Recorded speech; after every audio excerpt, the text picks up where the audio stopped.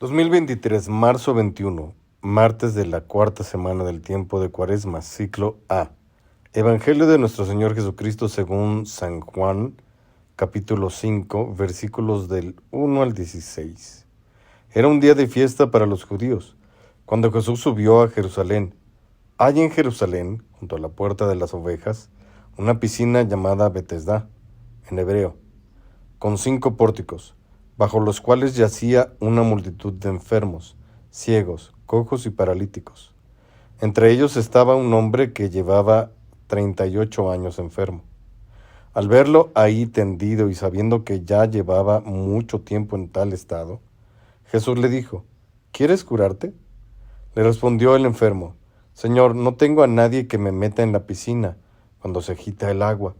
Cuando logró llegar, ya otro ha bajado antes que yo. Jesús le dijo: levántate, toma tu camilla y anda. Al momento el hombre quedó curado, tomó su camilla y se puso a andar. Aquel día era sábado.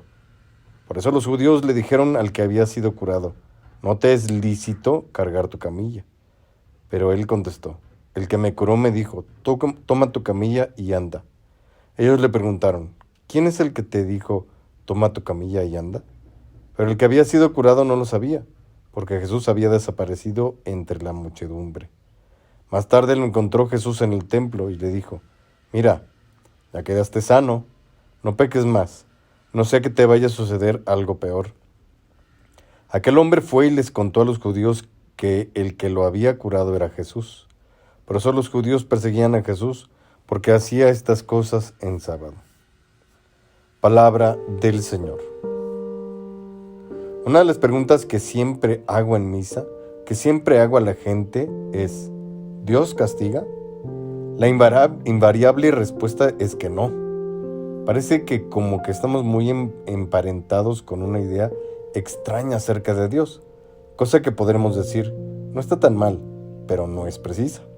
Cuando pensamos en el Dios que nos ama, pensamos en el amor con su rostro de amabilidad y de cercanía.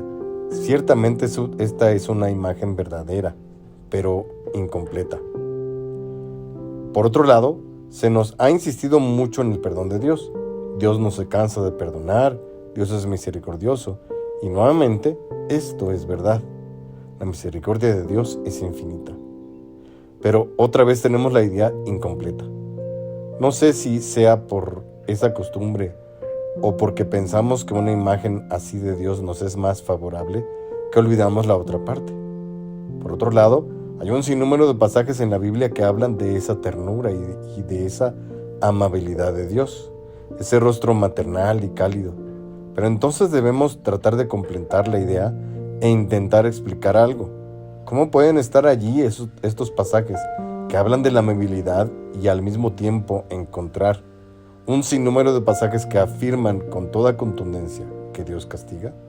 ¿Acaso hay una contradicción en Dios? Ciertamente que no. Ya allí estamos ante una situación en la que, por buscar ese rostro más favorable o por esa costumbre, estamos contradiciendo la Biblia. Conclusión: Dios sí castiga. Pero ¿acaso el castigo de Dios tira por tierra su rostro amable? ¿Será que Dios es hipócrita? No, para nada. Ese es el punto. No lo contradice. Pueden perfectamente convivir la amabilidad y los momentos en los que Dios tiene que ponerse duro con nosotros. Ahora bien, muchos afirman lo siguiente acerca del castigo. Bueno, que en realidad uno se castiga, uno mismo. Que en realidad no es que Dios castigue, sino que uno prueba las consecuencias naturales del orden de Dios roto, que nuestras faltas han provocado. Bueno, en esas dos ideas tenemos algunos problemas. El primero es en que en parte es verdad que uno se castiga, pero podrías tú esperar, como hemos dicho al principio, poniéndole más atención a los pasajes que hablan de amabilidad, ¿podrías pasar el castigo de Dios? No para nada. Dios paga a cada quien según sus obras. No pensemos que por haber hecho algo solamente nosotros nos estamos castigando. No. Dios toma cartas en el asunto y va y nos castiga. Podría pasárnosla, pero no lo hace. Así que no solamente nosotros nos castigamos, Dios nos castiga efectivamente. Claro, ahora con la otra propuesta hay dos problemas también. Nuevamente en parte, sí, así sucede. Nosotros nos encontramos con las consecuencias del orden de Dios roto, y estas consecuencias nos castigan.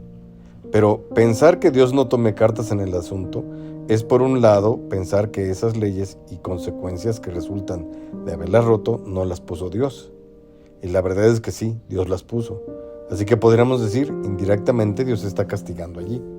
Eso por un lado, pero por otro, sí es una verdad que en ocasiones es Dios directamente el que toma cartas en el asunto y va y castiga. Ya no las reglas, ya no el orden de Dios, sino Dios mismo. Es una cosa muy obvia, porque, a ver, un papá de familia encuentra que su hijo muchas veces se va a encontrar con las consecuencias de sus actos, eso es verdad. Un buen papá no reservará esa experiencia al hijo que ama, porque si no, ni hay justicia ni hay aprendizaje. Pero muchas veces será el papá el que directamente discipline a su hijo para mostrarle que lo que hizo merece una reprimenda y un castigo. Cuando pensamos en castigo, el gran problema de entender mal a Dios es que nuevamente estamos pensando erradamente acerca del castigo, incompletamente, y de forma incompleta acerca del amor. ¿Acaso el amor siempre tiene que ser amable para ser amor? La verdad es que no. Cuando tú corriges a alguien, eso muchas veces no es amable. No es nada agradable, y sin embargo es amor. Ahora bien, pensemos en el castigo como una especie de venganza, o un acto violento, o un acto de odio. Y la verdad es que el castigo no es eso. Volvamos al ejemplo del padre. Un papá que castiga a su hijo, ¿lo hace porque lo odia? ¿Porque se está vengando de él? La verdad es que no. El padre lo hace para corregir a su hijo y para hacerle dimensionar, para hacerle darse cuenta de la gravedad de su falta. Lo mismo Dios, o deberíamos decir, lo mismo nosotros, porque nuestra paternidad nace de la suya. Ahora bien, ejemplos en la Biblia abundan. Por principio de cuentas, pensemos en la forma explícita en la que Dios nos explica a través de San Pablo en la carta a los Hebreos. Literal, dice en el capítulo 12, versículos del 6 al 11. Inclusive no solo afirma que Dios castiga, sino que explica las razones y sobre todo los resultados. El castigo es una circunstancia temporal que en el momento no es agradable, pero es una especie de medicina amarga que cura, parafraseando más o menos lo que dice la carta a los Hebreos. Ahora bien, ejemplos del castigo de Dios, pensemos en el castigo por el pecado. Si comieran de ese árbol, ciertamente morirán. Pensemos en el diluvio, en Sodoma y Gomorra.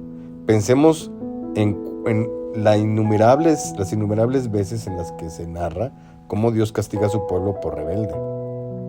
Pensemos en el castigo que Dios inflige a David en ocasión de su falta de confianza por haber hecho un censo. En el capítulo 21 del libro primero de Crónicas, este pasaje explica cómo Dios le da a elegir a David 3 posibles castigos: 3 años de hambre, 3 meses de derrotas ante sus adversarios, o 3 días en los que la mano del Señor por la peste azotaría al pueblo. David eligió caer en las manos del Señor, porque es misericordioso, que caer en las manos de los hombres. Y efectivamente Dios aparece ahí castigando directamente. Y sin embargo, tú ves la actitud de Dios. Dice el texto que se arrepiente de su castigo y cesa de hacerlo, pero pide un sacrificio. Entonces sí, hay que decirlo con sinceridad. Dios castiga porque ama. Y ahí tienes a aquel paralítico. Uno puede intuir algo basándose en las palabras que le dice. Mira, llevabas 38 años postrado, no peques más, no sea que te suceda algo peor. Podríamos intuir que ese hombre había pasado esos 38 años a consecuencia de sus pecados. Dios no quiere castigarlo más, por eso le advierte que podría sucederle algo peor. Así que sí, tomemos en serio la advertencia. Por amor, Dios puede castigarte. Pórtate bien para que no tenga necesidad de hacerlo, porque si a ti te duele, a Él le duele más.